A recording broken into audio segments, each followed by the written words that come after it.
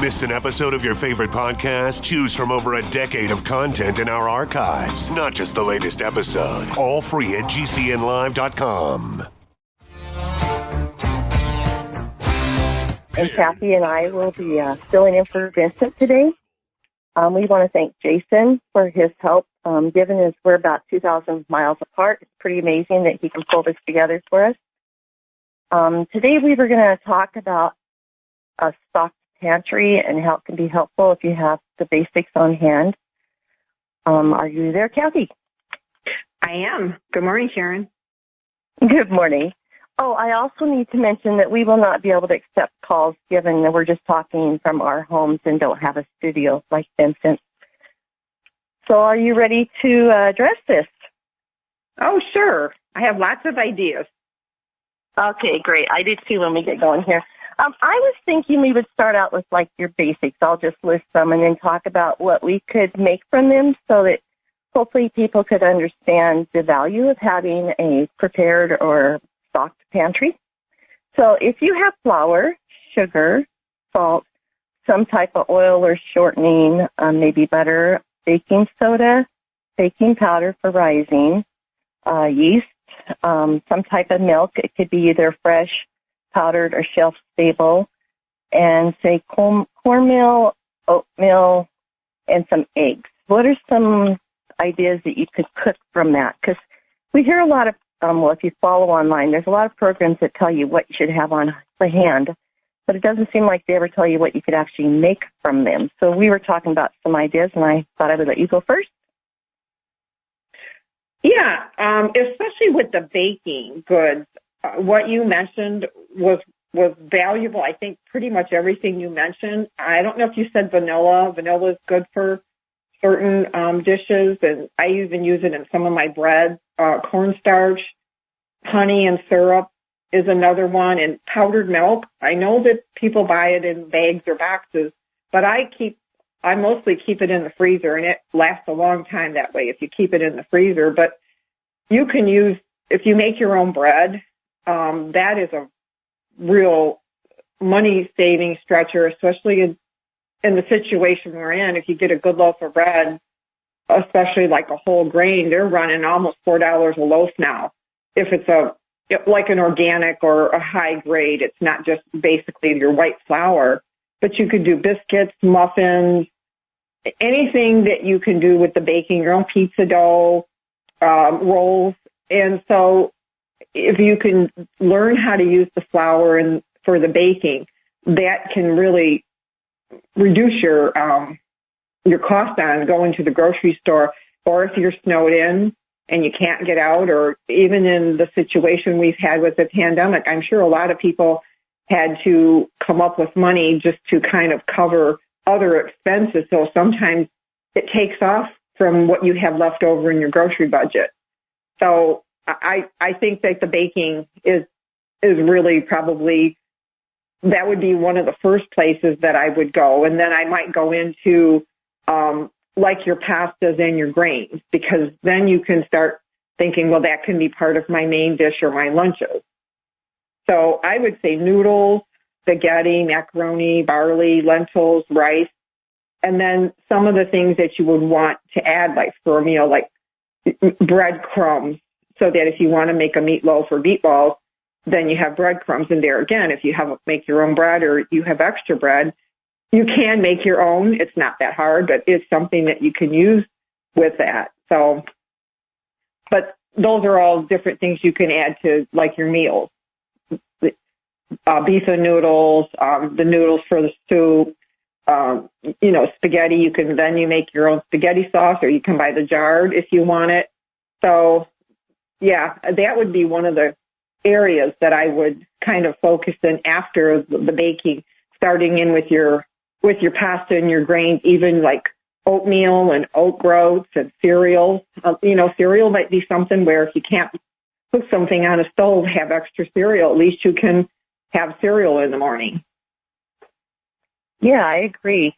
I was thinking, I don't know that people always think what you can do with flour, because so many people buy mixes now, but it really is easy, as you would know, to make like biscuits and gravy, or for breakfast pancakes or waffles, or I used to make a lot of muffins for my kids, and I had a mixture that I could just keep in the refrigerator, and then they could heat it up, put it in little muffin tins and make it, and then they could have eggs with it if they wanted.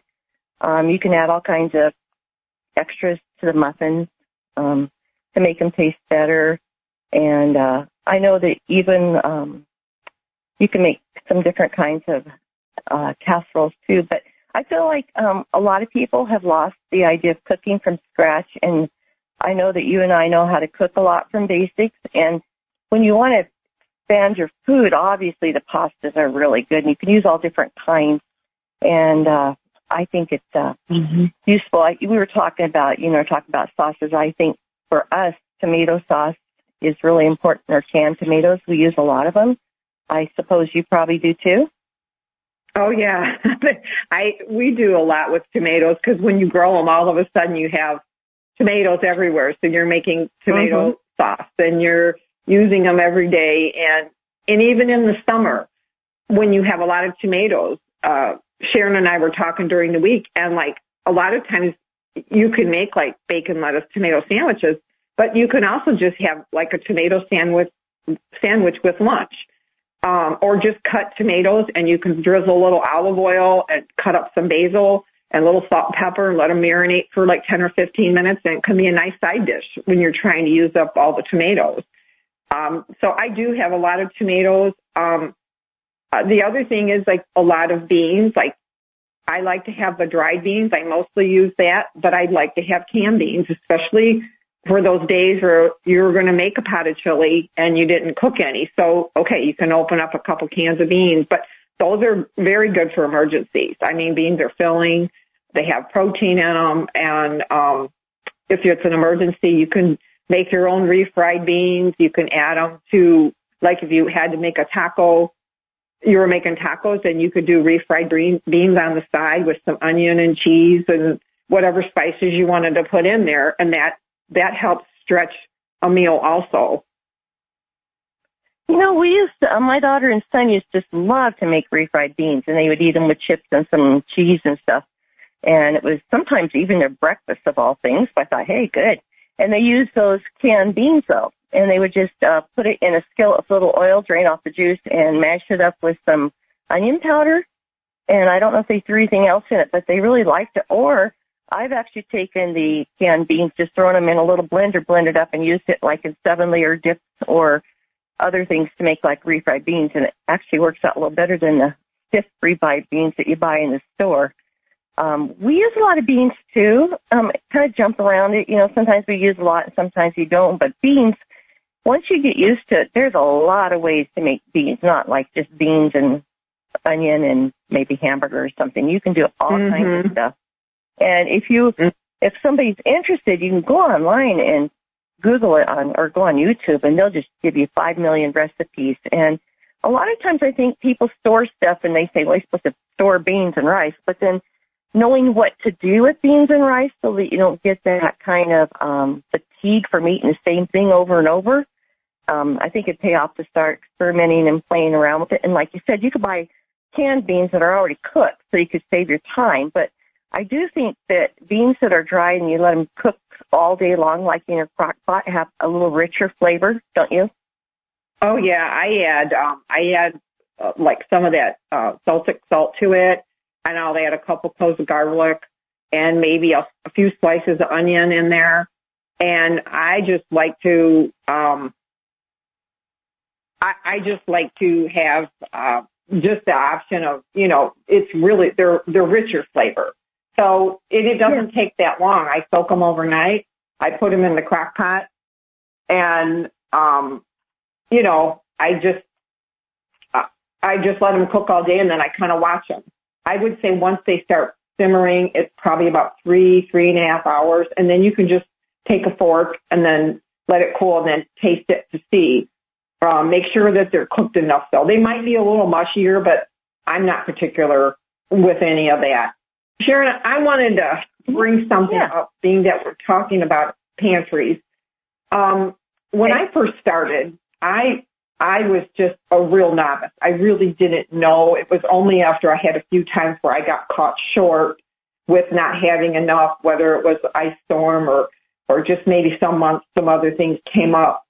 So if you wanted like a how-to, what I would do is kind of assess what you already have and try to group things together. If you can clean out your pantry, that'd be great. Maybe group all your flowers together, and if you could store them, like I pick up things, Tupperware and Rubbermaid containers when I find them on clearance, or through the years, just at garage sales or rummage sales, I've picked up all kinds of nice containers that stack, and I label them. And if you can group everything together, like all your canned goods and then all your baking goods, and just do an assessment, and then now look and see what you need and start making a list. Like, what do I use the most? Like, what kind of flour do I use the most? And make sure I have the salt and the powdered milk if I need it. And then I would say, once you do that, then try to organize it so that it's easy for you to look at and label. I like clear if I can do it. But that way it shows me like if I'm running low on one thing. But then make a list of, let's say, 10 meals that we eat. And then let's say you're going to have like chili. Then everything that you have for the chili, like the tomatoes, the chili powder, the onion, the green pepper, the ground beef, you list it all. And then make sure that you just kind of have like a go-to list. Like, okay, I don't have time to think. I don't have time to plan, but I've got these 10 meals.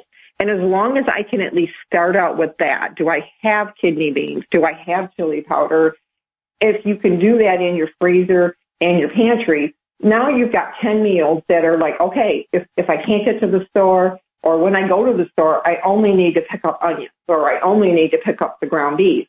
And then you have all these things as a backup. And eventually, Sharon and I are probably in the same boat here. I'm to the point, like when I go to the store, I only have most of the time maybe 10 or 20 things that I really have to get at the most. Most everything I can cook out of my pantry, and I've got it at a discounted price or a sale price or a clearance price. And so then if you just kind of keep watching your stock and rotating it, you can start saving a lot of money. I would say I saved probably almost 50% on my groceries because it's taken me years to get to this point. But I always watch where I buy it from, and I know my price. So if somebody's running canned goods, like say tomato paste, 50 or 60% off, then I'll buy 12 or 20 or 24 of them because I know I'm going to use them in the next year. So that was just something I wanted to throw out. Like, if you could just assess what you need and make a list and at least get some meal ideas, what you would use in each meal, then just stock those things. Start with that. And then you can go on to things that you don't use as often or maybe that are a little more expensive. No, I agree. Also, I think it's good to sit down. Maybe I'm pretty visual, so I write lists to remember. But write down the things that you like to eat, even if you're not things you cook, because a lot of things that you go by and pick up, like hamburgers, are easy, or if you make taco stuff. Mexican food tends to be very easy to put together. And so if you write the foods that you enjoy eating, then you have an idea of what kind of things you would want to stock up in your pantry. And we eat a variety. Good morning. This is Sharon and Cathy, and we're filling in for Vince today. Cathy, I was thinking about, we talked earlier about some of the vegetables like carrots, celery, onion, and garlic that we would consider pretty essential to cooking. Did you have any others you were thinking of? Oh, I would say potatoes, lots of potatoes. Those go really far. You can make mashed potatoes, and when they're done, if you have leftover, we call them potato patties, where you just form them in the shape of a patty, and then you fry them, and you can use a little salt and pepper and whatever else spice you like on them. Sometimes just a little paprika kind of browns them up. You can make potato pancakes, potato soup. There's so many things you can do with potatoes, and I've said this before, and just in case somebody hadn't heard it, you can do a bunch of baking potatoes at the same time, do like 10 or 12, and then you can use them for lunches or add them to dinner. That way you can just slice them up and fry them or however you want to use them. You can add them to dishes. So I would say potatoes, and I typically always have lettuce and tomatoes. It's just easy. You can add them to sandwiches, and you can use them for like tacos or BLTs. I have a lot of salads myself, but if you have the onions and carrots and celery and the potatoes, there's so many dishes you can make with that, and those are your less expensive vegetables. Like right now, if you were to go buy a green pepper, it's probably going to be anywhere from $1.50 to $2 a green pepper. So if you don't need it fresh, then I would say during the summer, if you grow them, you can either dehydrate them or you can lay them on a flat cookie sheet and freeze them, dice them up in a food processor, or go to a farmer's market when you can get, for a whole pack, you can get $5 for a whole pack, and you might get 15 peppers in there. So I would say those would be some of them that I would use the most. And you can always add to soups. Like one of the other things in your pantry is maybe buy like Mrs. Grass soup. It's not like your own homemade chicken soup, but if somebody's got the flu or cold, at least you've got something there that you can add to. And if you wanted to, you could add a little bit of diced onion or carrot to it to kind of add a little more to it. But it's just kind of a backup. Like, what do I need if I can't get to the store? What do I use?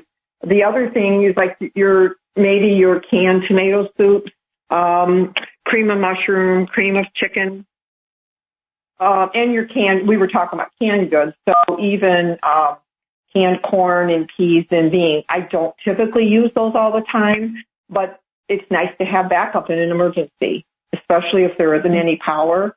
Then you can't really cook that much. And we've talked before, and Vince and I have, about if you have a gas or propane, if you carefully light it, you could use a long match and, get the match ready, then turn it on low and light it. That way you can still have your stove top. So that's something if you're going to get a new appliance, think about gas, because you could still cook with it if you ever lose power. I would agree. That would be, we went to propane because of that, because we were off grid 13 years too. But I think if you don't, you can always get those little camp stoves. A lot of times you can find them even at thrift stores and stuff, but at least you would have a way to heat up your food, and, if you can't use your electric stove.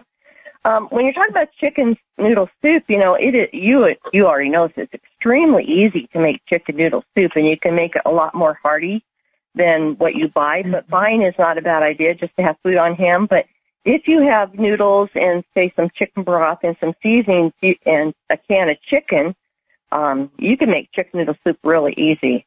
And I even, like I mentioned before, my little favorite thing is adding a little bit of Mrs. Dash to it because it adds zip. But I put onion and celery and a little poultry seasoning, and trying to think what else I throw. Oh, sometimes I throw some carrots in, little diced carrots. But you can make a really hearty soup, and you can make a lot of other soups really quite easy. And I think that having the canned stuff is great for a while, but if you want to be more prepared for longer term, it's good to have the actual ingredients, and it will actually taste better than what you buy, honestly, although there's some pretty good canned soups coming up.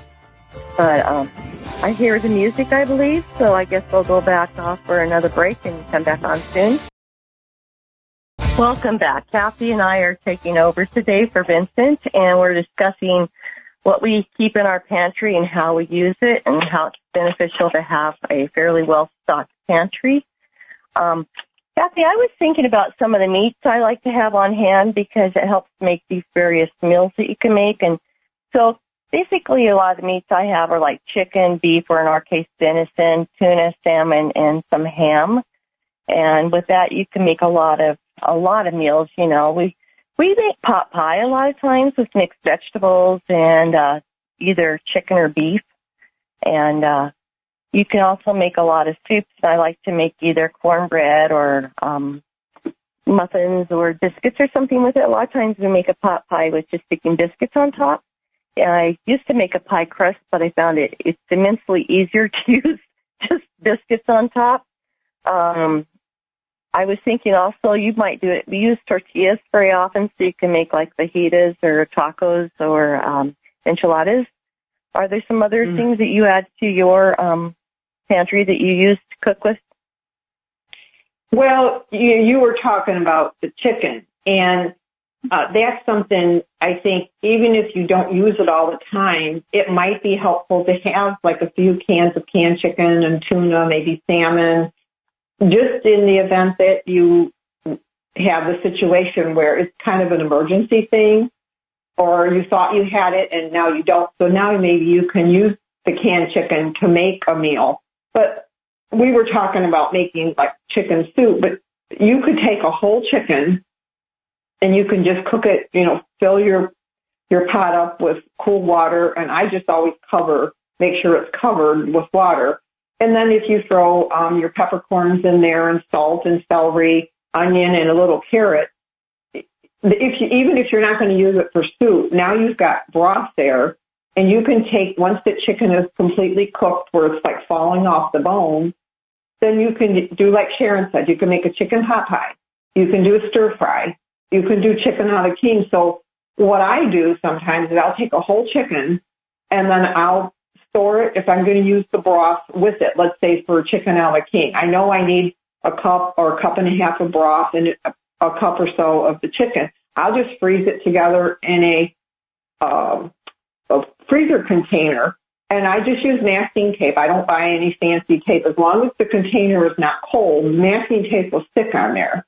So you put it on first, and then you can put your chicken and your broth in the container and just mark it for chicken a la king. Or if you're going to use it for like a stir fry and you only need a little bit, then you just freeze your chicken. So now you've got, out of one chicken, you can probably get 4 or 5 meals. And if I have like a little left over and it's not really enough to do anything with, then a lot of times I'll just add it when I cook for my dog. I'll just kind of throw maybe the organs or, some of the other small pieces and stuff, and then I'll add it to her food. So what you were mentioning about, making the soup, you can use so much of it several times. And if you do a lot of it, then it's nice to freeze a container. Let's say you do make the soup. It's nice to keep a couple containers just in case somebody comes down with a cold or a flu, or you have a family member that's not feeling well.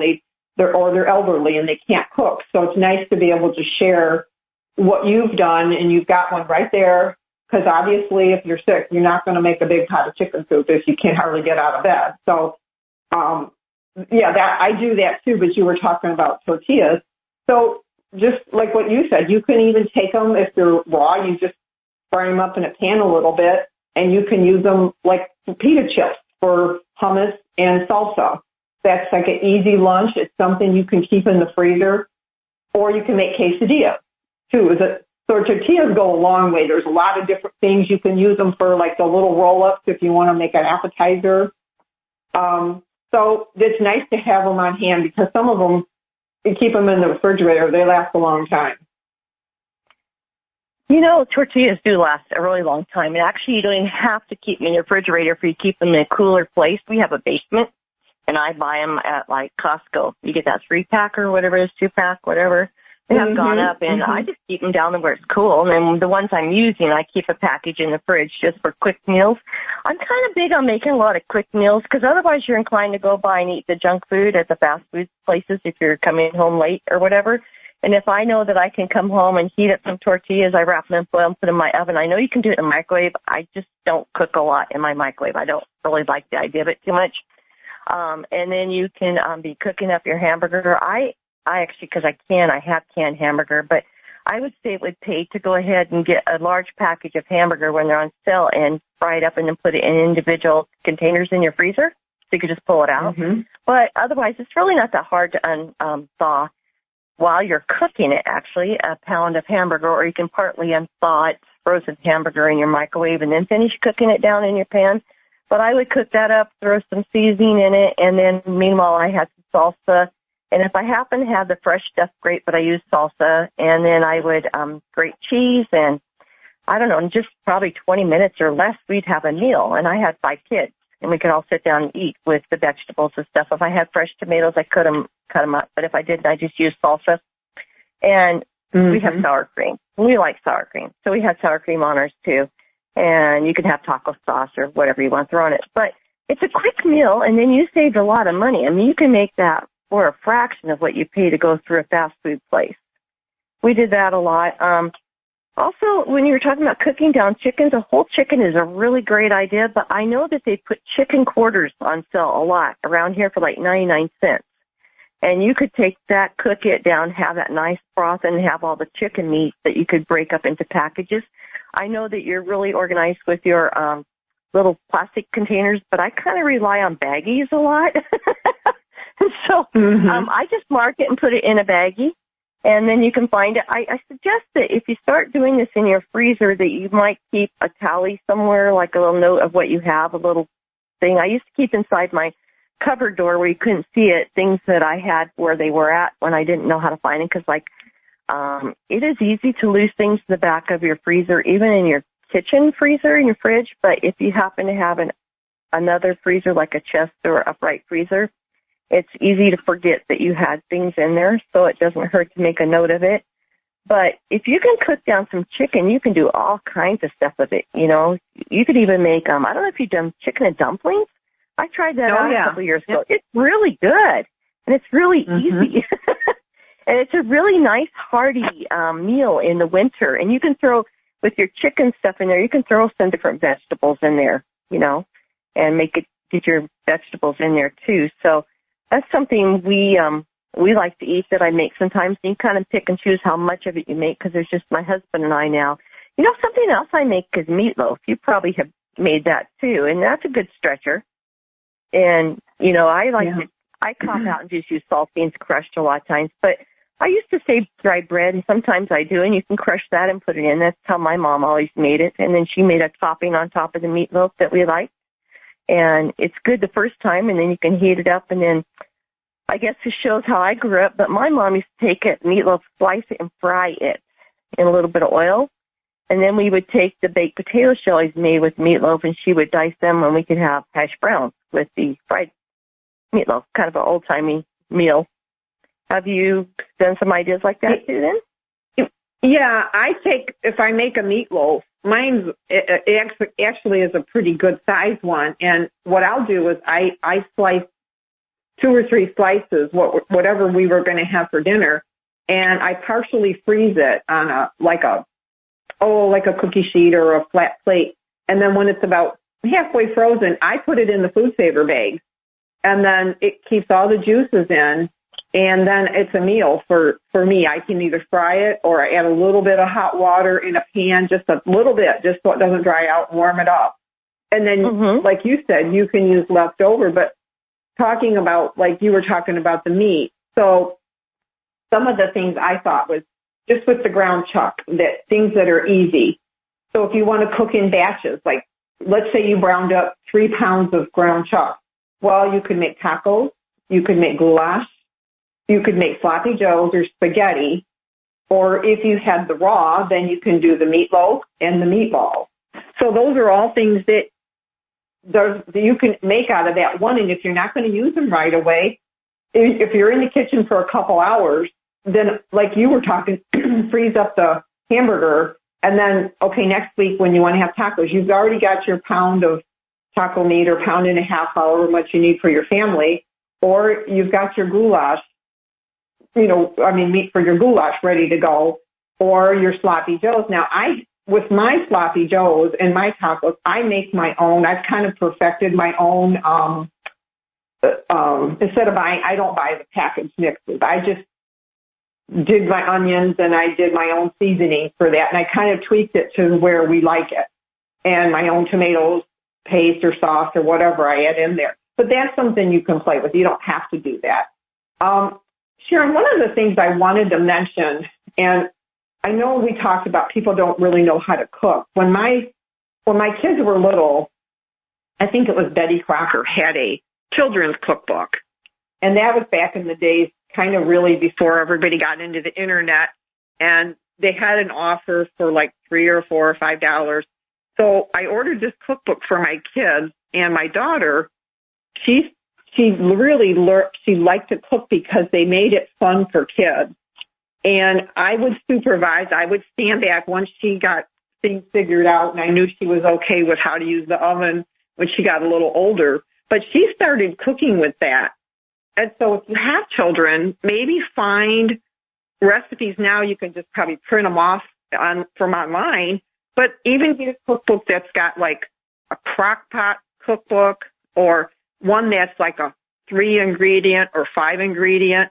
And I just say try things. If you don't like it, or there's an ingredient that you don't like, sometimes you can say, well, I don't like that, but I like this spice better. So just change the spice to where you like it, or maybe you like it more peppery or more spicy. So then I think if you just take a basic cookbook and you really want to learn how to cook, then start with that and just sort of just teach yourself. I think really good cooks, they just sort of taste it and they adjust their recipes to how they and their family like it. So I did start out with my kids with, okay, let's make scrambled eggs. Here's how you make French toast. Here's how you boil an egg. And now all my kids cook for themselves. So, I mean, I wasn't the greatest teacher. I wish I would have taught them more when they were younger. But I think if you maybe can get some basic recipes that are easy, so you're not getting a recipe that's going to take you an hour and a half, and then it doesn't come out, then you get frustrated and you say, okay, I'm not going to do that again.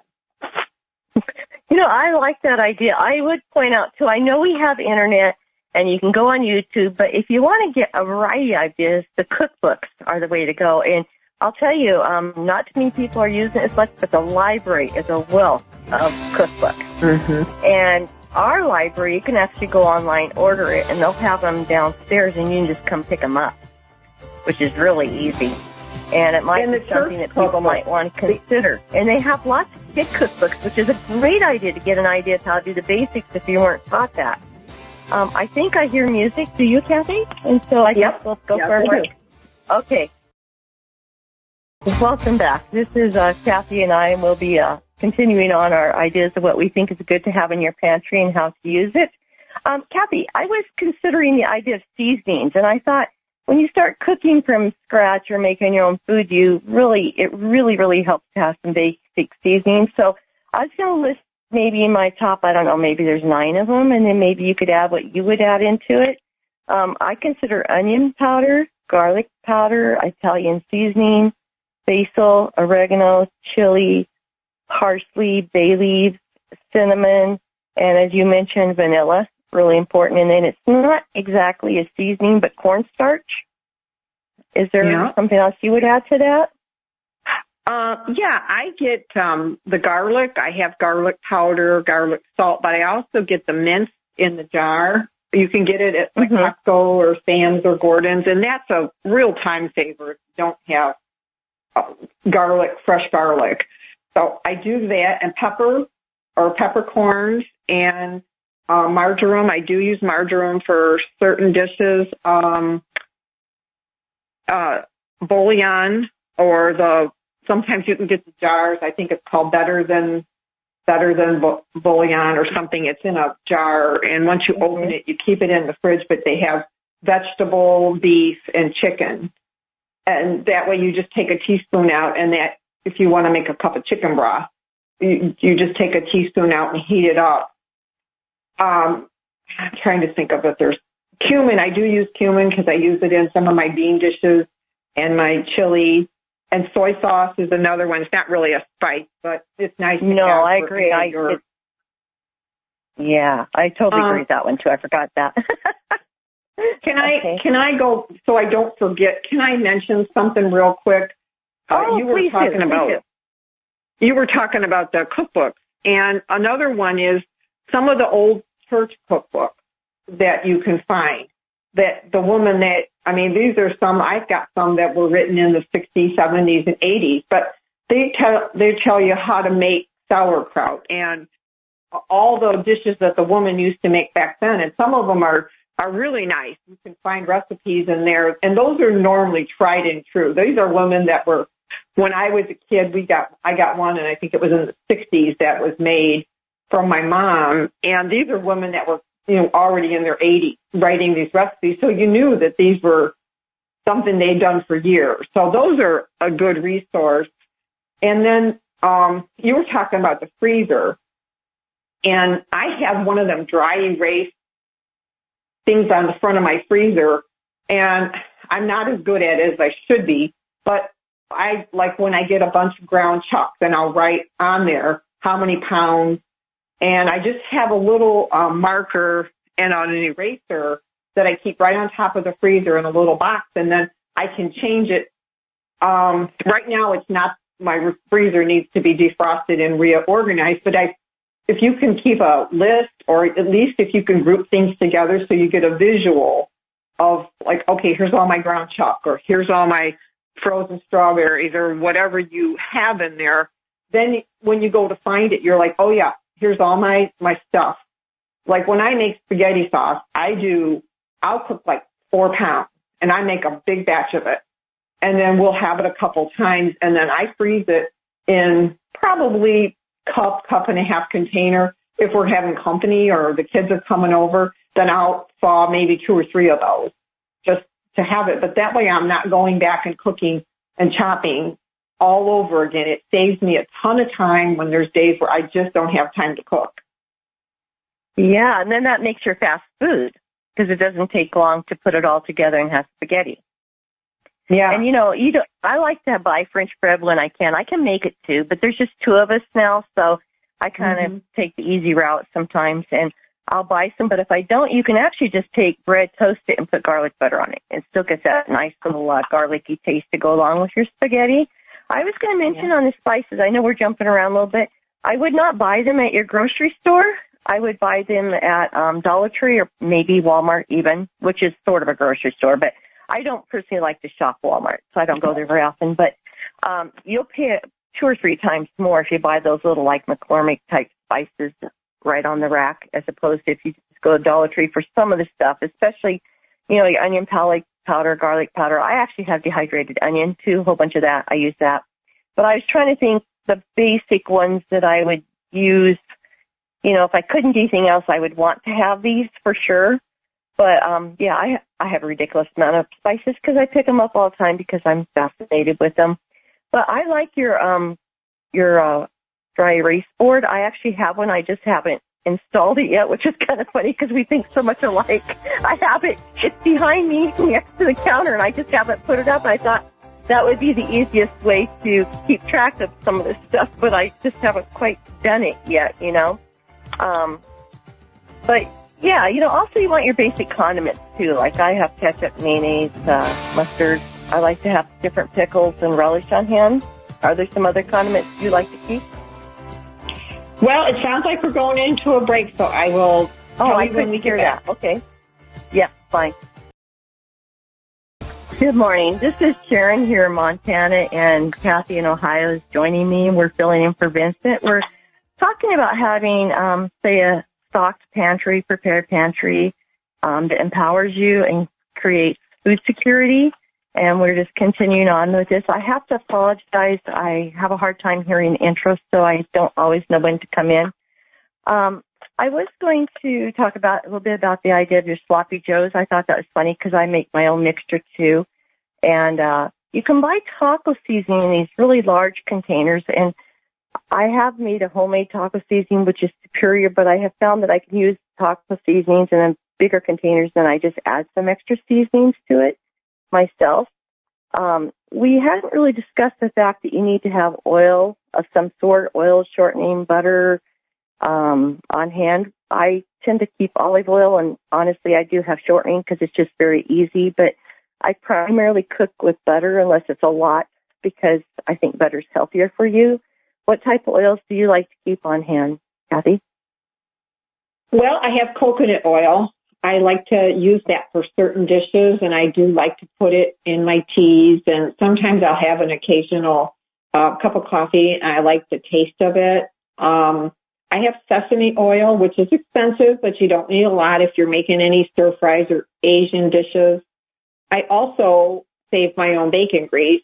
And I just read not too long ago that one of the ladies takes her bacon grease, and when she's doing her own bread in her, like a bread pan, not with a bread machine, but a regular do-it-yourself, she takes the bacon grease and she uses that, and she says, boy, it really adds to the taste of your bread, and it makes the crust real nice. But you can use it for frying and lard. I don't use lard that much, but when this whole pandemic hit, I bought it's probably like a 4 or 5 pound bucket, because I thought, well, in the event of a crisis, if you need to fry something, you do have lard, or you do use lard in some, I do have a couple recipes for baking that they call for a little bit of lard. So for me, that was just kind of a cheap insurance. Some of the other condiments that I keep, I like molasses, and I try to get the unsulfured if I can, because it's healthier. But one of the things you can use molasses for is I make my own baked beans, and I use Bush's beans, and I drain off most of the liquid, and I set it aside. I just reserve it in case I need it. But in my recipe, I use molasses, I use brown sugar, a little ketchup and mustard, and I'm sure I'm missing 1 or 2 things off the top of my head. And then I bake it real slow for like an hour, hour and a half, and then I might take some bacon and crumble it and put it up on the top. But the other thing you can use molasses for is like, it's got a lot of nutrients in it, and if you don't have coffee, or you can't drink coffee, or it's late at night, if you take maybe 2 teaspoons or a tablespoon of molasses and you put it in some hot water, and you can add like a little honey if you want, but it has a similar taste to coffee. I'm sorry, I must have hit the button. I'm sorry. No, I just, it cut out for me, and I thought, did it drop? But my phone says we're no. still I connected. think I accidentally bumped. I was writing, and I think I bumped it on the phone. But okay. We're good then. I use cooking sherry, and I always have lemon juice. If you have olive oil, lemon juice, a little bit of sugar, garlic powder, or onion, or Italian seasonings, you can make a lot of your salad dressings with that. And vinegar, I use like regular vinegar. I have that. I have apple cider vinegar, balsamic vinegar, a red wine vinegar. Now those, like the balsamic and red wine, is essential, but it's nice to have them if you're having, you want to make your own salad dressings, and then you don't have all the additives to it. And the other thing that we hadn't mentioned is peanut butter and jelly. Peanut butter is good for especially children, and you can make a peanut butter sandwich, or you can put it on crackers for a snack, and there's a lot of uses for it, but those are 2 things that I never mentioned, and I guess I should have mentioned them right away. Yeah, I keep peanut butter, or if you're allergic to peanut butter, you can use almond butter. But I used to make desserts for our kids, but I like to make them a little healthier. So like peanut butter cookies or oatmeal cookies, or I would make applesauce cookies or applesauce bread or cake, or, I tried to put fruit and some more nutrition into their dessert, so it wasn't just pure sugar and flour. And I have a lot of those other things too. I was trying to kind of pare down to what you would want to have to start with. But yeah, I have sesame oil, and I have a lot of that stuff. But as I was talking to you before, we traded with our daughter, and we ended up with half a pig. And so I went ahead and cooked down that lard, and I have used it in the past. And I thought, kind of like you, it's a backup that, I have made a pie crust with lard, and it turned out really well. It just, to me, I had a tiny little different taste than what I was used to, but it was a really good pie crust. So old timers used to cook with lard all the time, and that's all they had, actually. They didn't use the other stuff. But I also keep bacon grease, and it's really nice for sauteing up certain things in it. And you can always use it as a backup. If you don't have regular oil or grease, a lot of recipes do require some type of oil to make them work right. And so I always like to have backup too. I was going to just jump track just a little bit if you want.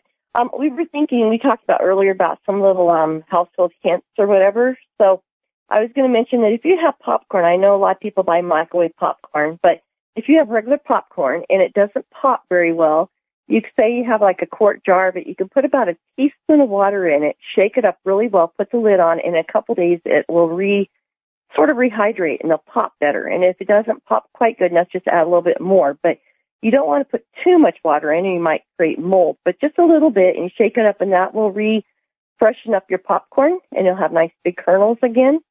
And then another idea is just your brown sugar. If it gets really hard, I have mine in Tupperware containers like you, but if you don't put it in some kind of baggie and then put a slice of bread in it and leave it there for about a day and it'll soften up your brown sugar really nice. And I think you were telling me a couple hints too, but I didn't happen to mark them down. Do you recall them off the top of your head? Well, you talked about the brown sugar. Now, I bought, they're called brown sugar savers or something like that. They look like little clay tiles, and some of them are square, some are circle. But if you soak them in water for 10 minutes, and then I put them in the brown sugar, if I have a container where I've made like cookies or muffins, it really does it really does keep them moist. And I have used the bread before. That's a great idea, but I got them as a gift. I got 6 of them, and I put them in anything that tends to get stale, even like crackers. If it's in like a baggie with a box or a Tupperware, I'll put them in there. And all you have to do is every so often, just rehydrate them in water, dry them off, and put them back in whatever you want to keep fresh. So, I use those. We talked about, I wanted to mention this, you talked about the French bread. Now, if you have, let's say you've got a half of one left, and you wrap it real good and maybe throw it in the refrigerator or the freezer, then you can slice that in half. You can put a little bit of pizza sauce on that.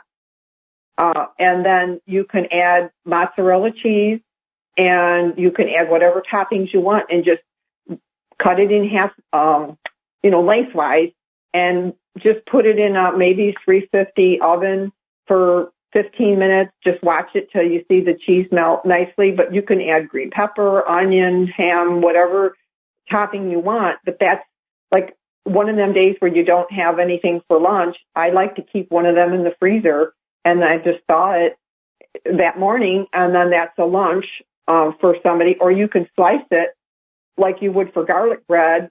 And sometimes I've taken like a little garlic powder, and you can add like cheddar cheese to it, or you can add mozzarella cheese or whatever kind of cheese that you would like. And that's, even if you only have like 4 slices or 5 slices, you can just add that to your dinner, and then you're not like wasting it or throwing it away. That's great. One of the things that we kind of have a joke, we call it a must-go day, like MUST and then go. And what that is, it's like everything in the refrigerator, okay, this has got to go, this must go in the next day or two. So I will take things out, and I'll say, okay, I have a little bit of potatoes, or I have a little soup. And I can sometimes just make enough to make another dinner out of it, or I'll freeze it. Like, I made too much of one item that can be frozen. And then that gives me an idea to use it in a few days, like if we're tired of eating it for a couple days in a row. Or it makes you use up any of your produce that you need to use up. Like my celery's getting a little wilted, or I need to make like a couple big salads and use up my lettuce. And you save a lot of money if you do that, like once a week. Just kind of take all them dishes that are pushed in the back and figure out what you're going to make with that, or just use them for lunches. We do a lot of that for lunches. Like I'll just have a little bit of rice, and then I might have some potatoes, and I might have some like broccoli. So maybe I'll cook up the rice with the broccoli and add a little soy sauce or sesame oil to it, and then maybe make sliced potatoes or hash browns, and then I can add, like, if I'm going to have even a sandwich or something with it. It's just kind of like you're not just eating sandwiches and chips all day. I like that idea. You know what I used to do when our kids were home, because, of course, we had a lot more food. I used to have what I call buffet night. And I would just heat everything up and first come, first serve. You got what you liked, and that way we wouldn't waste leftovers. I read or heard that the average American wastes a fourth of their food, at least.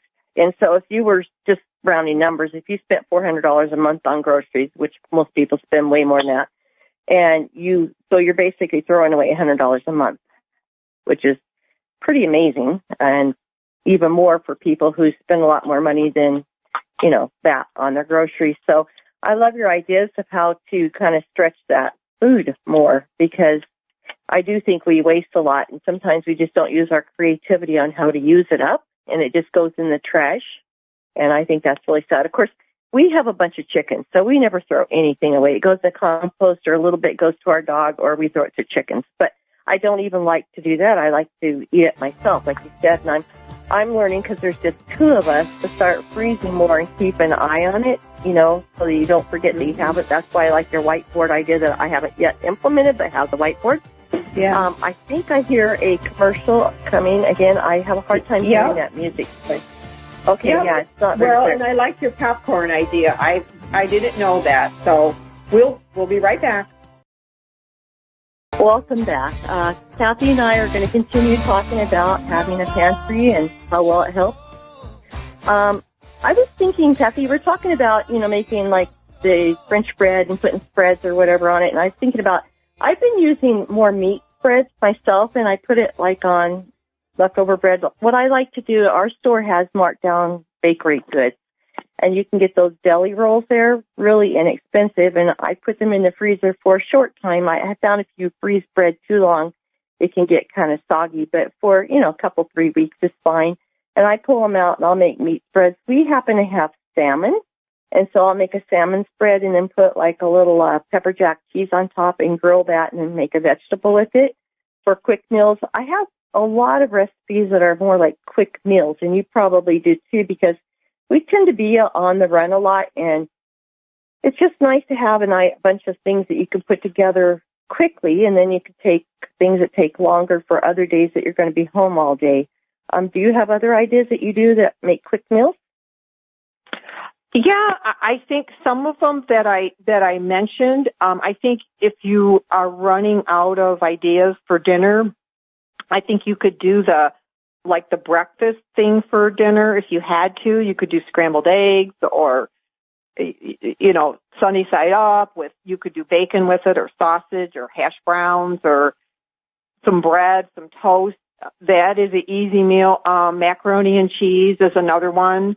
Another one is not really quick, but I make a scalloped potatoes and ham, and it takes me probably an hour to prepare it, but I make a big enough one that I have leftovers, at least 2 meals.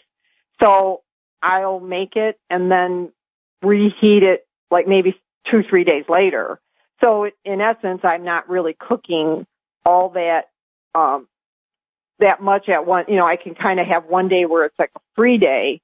Another one is like if you have, let's say you have hot dogs, and you make baked beans or something to go with the hot dogs. Well, if you have 2 or 3 of them left over, when my kids were little, I would take the baked beans and I would slice the hot dogs up in little pieces, and then I would warm it up in the oven or the stove, and then they called it beanies and weenies. And then that's it was just a nice lunch for the kids when they were little. So that way you're not like, sometimes you go, what am I going to do with 2 hot dogs? And a cup and a half or 2 cups of beans left over. So we always just call it beanies and weenies. But, I wanted to mention some of the things, like a lot of times when you go to the store, they have all these nice little bins for your refrigerator and your pantry. And they can be expensive. They can be $8 or $10 for these little bins. But what I have used for years is I get the sturdy, like the plastic shoe boxes. And if I need to store, like, let's say, small boxes or packages, I'll just put a label on the outside, and then I store my things in the plastic shoe boxes. And if I need a bigger size for something, that I just buy like a package of 4. And so it ends up being like maybe $2 a piece or or just depending on the size, but that way you're not spending $8 to $10 for one of those refrigerator or pantry boxes. And to me, you look at them, they're like the same size. So as long as I got the clear, I can see in and I can still keep everything organized. To me, I think if you can keep a visual, you can keep things somewhat organized, you're just a lot better off, because when I let my pantry get all messy, then I end up buying things that I already had, and I'm not as efficient in the kitchen. Yeah, I would agree. That's a great idea. I've used other little containers, but I'll have to kind of keep that idea in mind. You've got one I haven't tried yet. What do you know about this? This is great. Something else I find is putting together soups and chowders are really quick and easy, especially if you have a lot of this stuff on hand. If you dice up your potatoes and you make them small, like bite-sized pieces, they cook up quite quickly, and you can actually throw other stuff in it and make like a really nice potato chowder that you could throw a little meat or whatever in. And I like to keep canned corn only for that reason. I use a lot of frozen vegetables or fresh, but having things like canned corn on hand is kind of quick for adding. You could have frozen, but I don't know, it's just easier to throw a can in sometimes. Also, then you can just make simple biscuits or something like that. And it's not hard to make biscuits from scratch. It might seem intimidating at first, but it really isn't. And you can save a lot more money than buying like Bisquick mix or anything. I do think I'm hearing music in my Cathy. Can you hear that? Yes, I do. Welcome back to USA. Cathy and I will continue on where we're at. Cathy, I was thinking during the break here that I like to keep cream of like mushroom and cream of chicken soup on hand. You don't have to buy the name brand. You can buy the store brand. We have an Albertsons store here that puts their store brand on about once or twice a year, and I tend to buy a case of them. I do know that you can make this stuff from scratch, but I find it so much easier just to open up a can and dump it in at this point.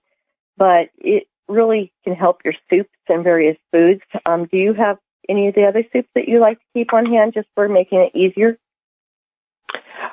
Yeah. You talked about the cream of chicken and the cream of mushroom. I find that they run them on sale, especially around holiday time, like Thanksgiving and Christmas. So you might get them for 49 cents or 79 cents. So I'll be like you. I'll pick up 6 or 8 of them. I keep tomato soup, just if you're going to have grilled cheese and tomato soup on hand. And then I also have a recipe. It's called unstuffed pepper soup. It's think of like stuffed peppers, but they call for a can of tomato soup in there. And so I always have probably 6 or 8 of them on hand. I watch for them on sale. And I do keep some of the dry mixes just in case, like the French onion soup. And I'll get the off-brand also too, or sometimes I make up my own because it's just like onions and beef powder and salt and onion salt. But I keep that on hand for making. I have some dips that I use it for, or for making a pot roast, I'll sprinkle it over that. That's probably all the soups I really like, the packaged ones or canned ones. I can't really think of two. Sometimes cream of celery. I do have a couple recipes for cream of celery on hand. So I'm like you. I've tried making them from scratch, but what am I going to do with all the leftover? They don't really freeze well, that I found. So if I can get them on sale, I just buy them and have them on hand.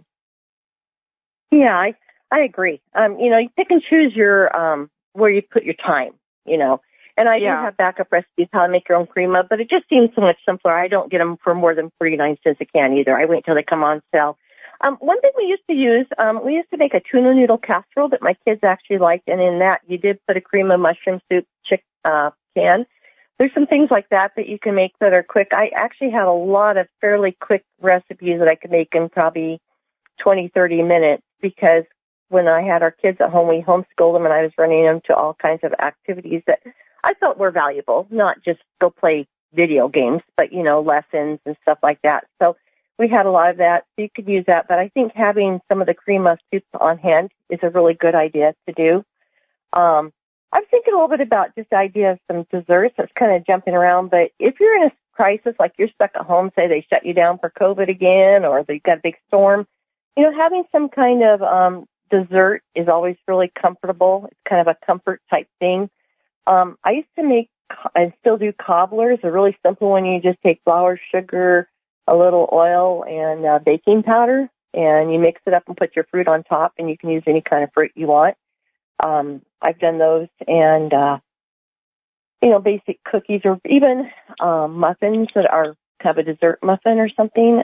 Do you have other kind of go-to foods that when you're also just plain popcorn? Making popcorn is really good too. But popcorn, do you have Jell-O. You some can of your use other Jell-O.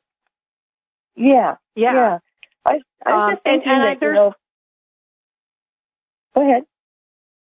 There are some other things, like sometimes you can just do like a fruit salad if you have like strawberries or bananas or any of those things you can mix together and make a little fruit salad, or you can just have a can of fruit. Like if you can't get to the store, you can open up sliced peaches or maybe try to mix it in with something. I have some recipes that are like, you can add like, maybe like a little orange juice. You kind of make up like a little sauce with them, and then you pour it over fruit.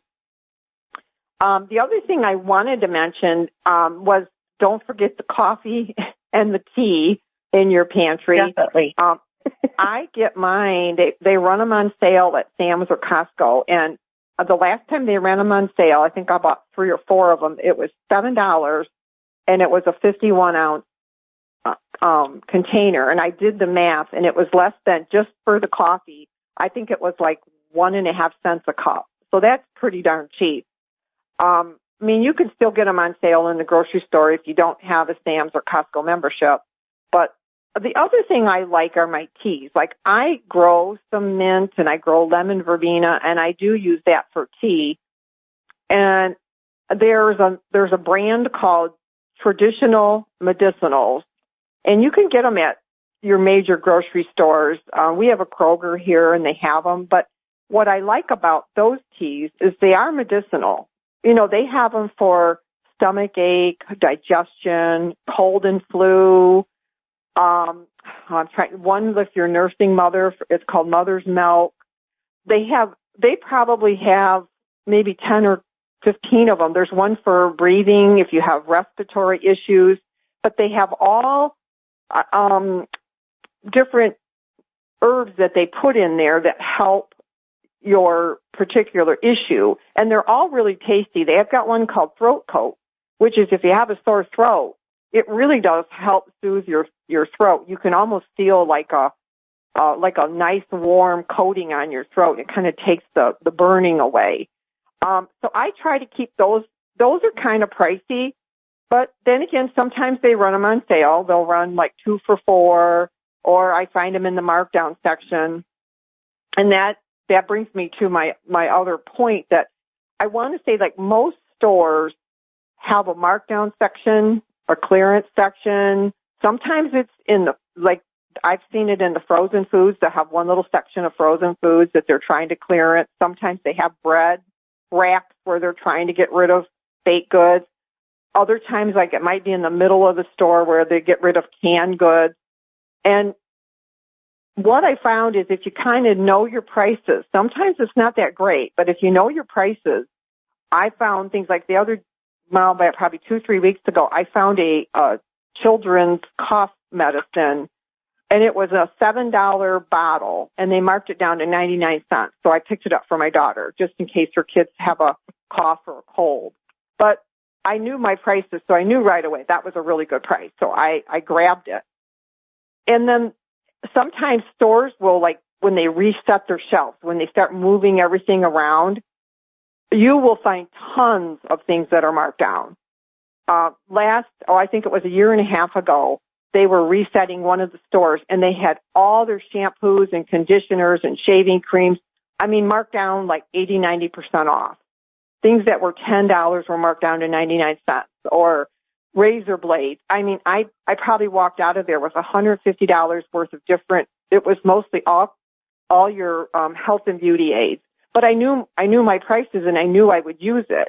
So if you know your store, like you see them taking all the shelves and moving things around, they will have all kinds of stuff marked down. So that if you're in a pinch, or like sometimes they'll have things you can use for gifts, like candles or nice little pans or pretty baking dishes, and they're just trying to get rid of them. You know, Kathy, I do that too, like all the time. In that coffee sale, we had it at a Costco, and I ended up getting a couple cans. I actually like to grind my coffee, and because there's just two of us, we can do that. But I got it because it's good. It's Folgers coffee, and it's like it'll store for a long time. I collect teas, as we talked about. I don't drink tons of them, but I'm just fascinated, and I like them in the evening a lot of times. But I like to put honey with my tea, so I definitely have honey on hand for some of the baking. Also, I noticed, I'm just talking about honey with, when you make whole wheat bread, honey works better than sugar. I think it adds a better flavor to it. But I was going to say, if you don't know where markdowns are, you can always just go up to customer service and ask them kind of where they keep their markdowns. Now, the store I go to all the time, they have baskets in the back, and then they have a bakery markdown stuff. And although I can make my own breads and everything, I have for a long time, it is handy to get like those little deli rolls or certain things like a French bread like you were talking about that's already made, and it just saves me time so I can do other things. But I totally think it's good to know your prices, and if you don't know your prices at first, just go along and make a list of your basic thing, like if you buy tomato sauce or powdered tomato canned tomatoes or stuff like that. You just kind of write it down on a little notebook or in your phone or whatever, how you want to do it. And then when you come by and you go to the markdown, you think, wow, that's a whole lot cheaper. And a lot of that can store, like teas can store for a long time if you keep them shut up.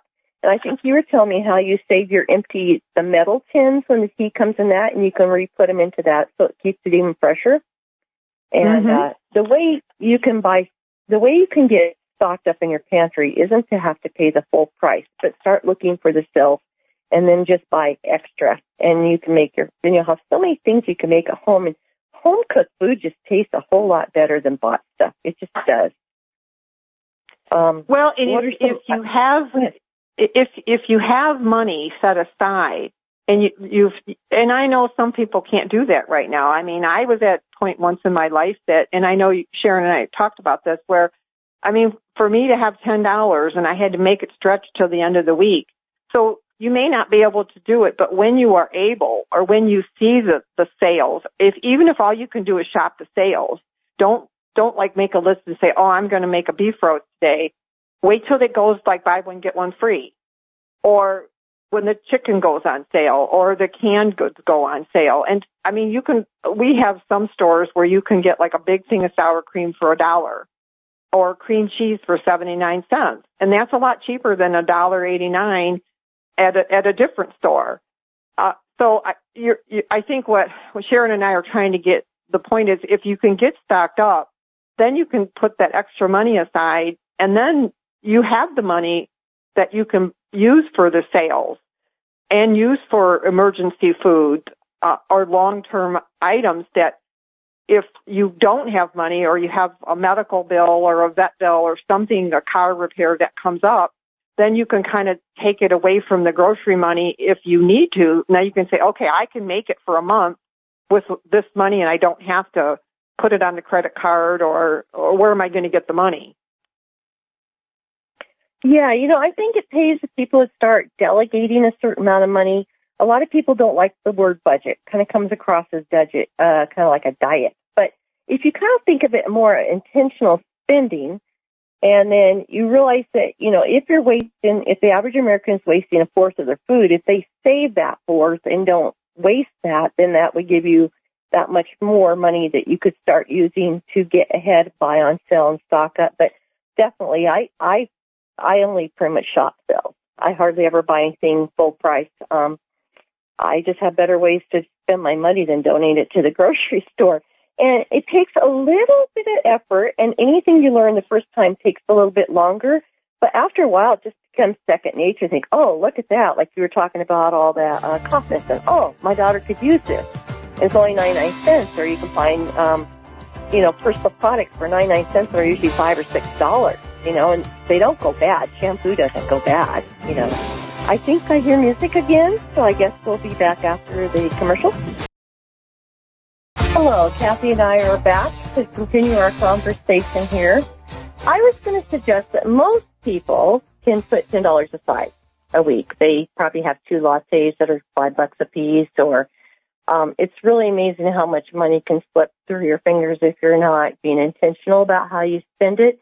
And even if you just took $10 a week and started buying, 5 bags of pasta that were 99 cents and maybe 10 cans of cream of mushroom soup that are on sale, you'll slowly but surely build up a pantry. And then over time, you're not having to spend the full price because you're always getting more and you get further and further ahead.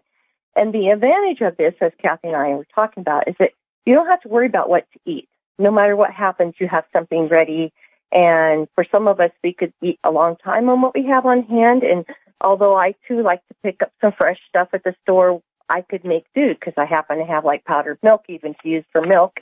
I wouldn't personally care to drink it straight, but it works good for cooking. And it's just a mindset, a different way of living. And I feel like since a lot of economists are talking about how by the end of this year, your groceries will cost at least 50% more, and I and Cathy talked about, we've already seen the jumps in the store. And at first, people won't be aware of it, but say in 4 or 5 months when everything costs 50% more than what you are paying, you'll start feeling it. And so if you can be kind of proactive and start having your pantry prepared with this stuff and take advantage of it when it's on sale and stick it back and then start learning to cook from scratch. And it doesn't have to be hours long to do this. I mean, a lot of these recipes can be done in 20, 30 minutes. And it could really help make life easier down the road. Do you have any other comments about that, Cathy?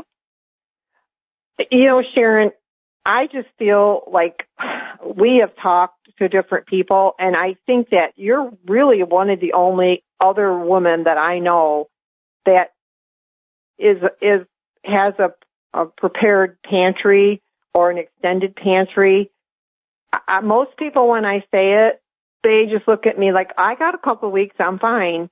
And that's a good thing, but that's what the point is. I think what Sharon and I are trying to get at is if I'm buying things right now 50 to 70 or 80% off, it'll help me get through the inflation that is most likely going to come. So for me, it's kind of a constant thing. I'm always thinking and looking at my pantry. And when I'm looking online, if I'm ordering something or I'm in the store, then when I see deals, it's like, okay, I got $20 or $30 right now.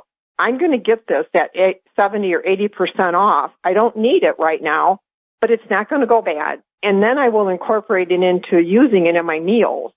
And I think that the other nice thing about this is it enables you to share. If you have a little extra money and you can make a big dish where you can break it in half and somebody is ill, a job change, a move, a baby, you can share your gifts with them, and it doesn't have to cost a lot of money. It's not like you're giving a $25 or $30 check to them. You can just share your time, a little bit of your time. And what I would do is just make a double batch, and then you're not spending, as much time if you can do it. The other thing, Sharon, is I think that what you said about putting money aside, even if it's $5 or starting to buy ahead. And I put money aside in a separate envelope I call it rainy day. Like whether it's a holiday coming up, we all know we're going to spend more for Christmas and Easter and Thanksgiving. But what if you have the sickness where somebody has to go in a hospital and you don't necessarily even have time to cook? Now you might have a little money in there that if you have to grab something on the road, or you have let's say, a baby shower. I mean, people aren't really doing that now, but if and when that ever comes back in, if you're one of your children, you're going to give them a shower, or you want to bless them with some gifts, now you have that extra money there. And it's just a security. And it does take time, but I hope people listening will think about it, because it's just a good comfort to know that you have food in your pantry and in your freezer in the event of an emergency. Yeah, and I think it's a matter of your mindset. This is not a restrictive thing. It's actually a freeing thing because you have plenty of food and you can give to somebody. You don't have to stress out about it. And when you come home, you can make all kinds of different foods because you have stuff available. And I actually find it much more freeing, and then I do think it'll be helpful down the road as, as I perceive prices are going to go up because they already are. I'm seeing them, and you and I both know the prices. But I think we're at the end. Thank you, Cathy, for joining us. I would really suggest that people think about this and start getting ahead on what they have in their pantry so that they won't be so dependent on the just-in-time supply. And thank you so much. I'll let you go. I guess I hear the music. You're welcome, again. Sharon. All right. Bye-bye. Bye.